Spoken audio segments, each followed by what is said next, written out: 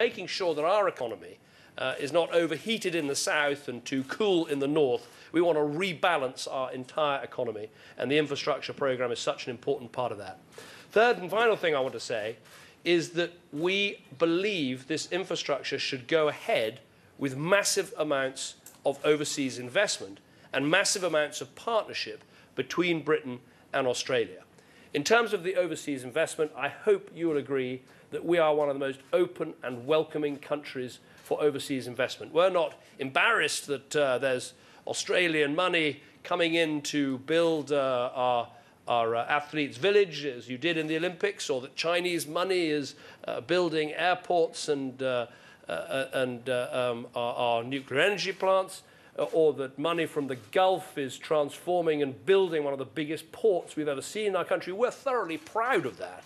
We think it's one of Britain's great success stories and strengths that we welcome foreign investment. And as well as welcoming the investment, frankly, we welcome the expertise. And this is where I think there can be such an exchange between Britain and Australia.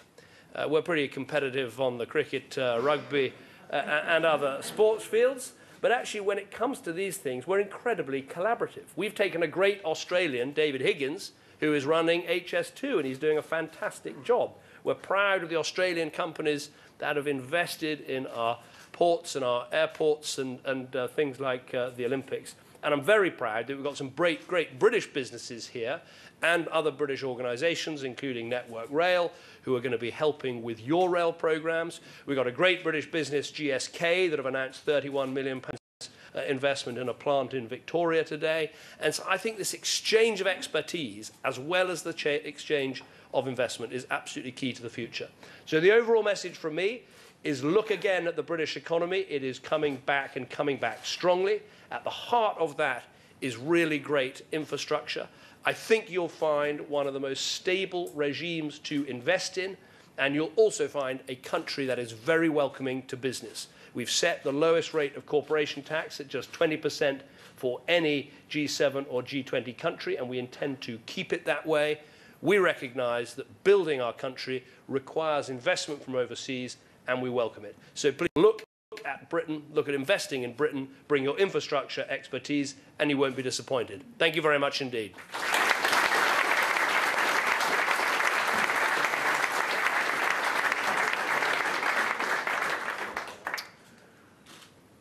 Well, Prime Minister Cameron, it's fantastic to be here with you. It's great to be here with Premier Mike Baird, and it's good to be talking about infrastructure as we overlook what is perhaps the world's biggest single construction, certainly building construction project right now, the Great Barangaroo development. It was great to hear you talk, David, about what's happening in Britain in terms of better roads, faster trains and so on. I can remember some years ago when I was a student in Oxford, sitting on the Oxford railway station and looking at a British Rail poster. And the British Rail poster said boldly, "The last train is later than you think." And some wag had scrawled underneath, "Why is this particular train being singled out for attention?"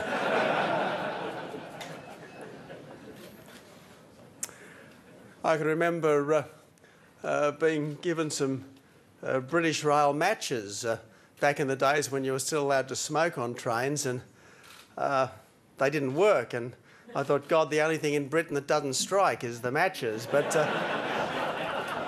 a long time ago, at the beginning of the Thatcher era, which did so much for Britain, and of course, over the last 30 years, with a few hiccups, Britain certainly has roared back as one of the great countries of the world. And that's good for Britain, obviously. It's good for Europe.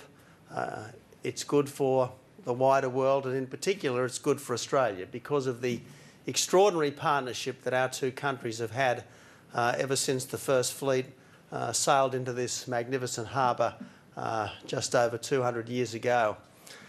As we look around this glorious city, as we see the extraordinary development, it's hard to think that back in 1788 it was nothing but bush, and that the Marines and the convicts and the sailors that straggled off those 12 ships just a few hundred yards from where we are now must have thought they'd come almost to the moon. Everything would have been so strange.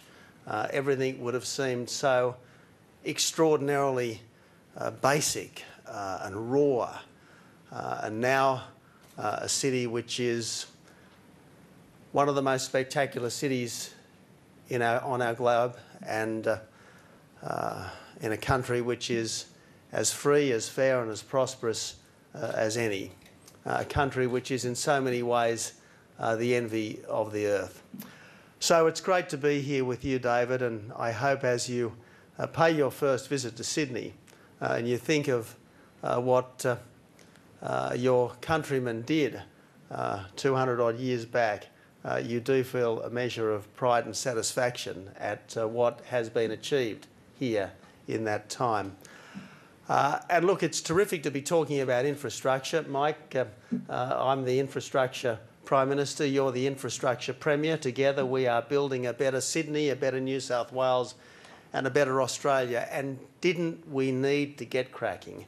Didn't we need to get cracking? Because for too long there had been too much money invested in short-term consumption, not enough money invested in long-term economic infrastructure, and that's exactly what's happening right around our country now, in part because of good, strong state governments and in part because of a good, strong national government that wants to work with the state governments to give our country the 21st century infrastructure that we must have if we are to remain at the forefront of the first world economies. Here in Sydney, we're building WestConnex, the largest road project in our country. Work is beginning, preparatory work is underway. Work on the ground will begin early next year. There's NorthConnex, there's the work that we're doing together on the Pacific Highway. There's the work we're doing on what some people call Sydney's second airport, but which I like to think is Western Sydney's first airport. We will give this country the muscle and the sinew that it needs to advance into the future, and we will do it in partnership with investors from Britain and elsewhere. There's a long history of British investment in Australia. After the United States, Britain is by far the biggest investor in this country. It's been a very steady, consistent flow of British investment into this country ever since the very beginning of settlement here in 1788.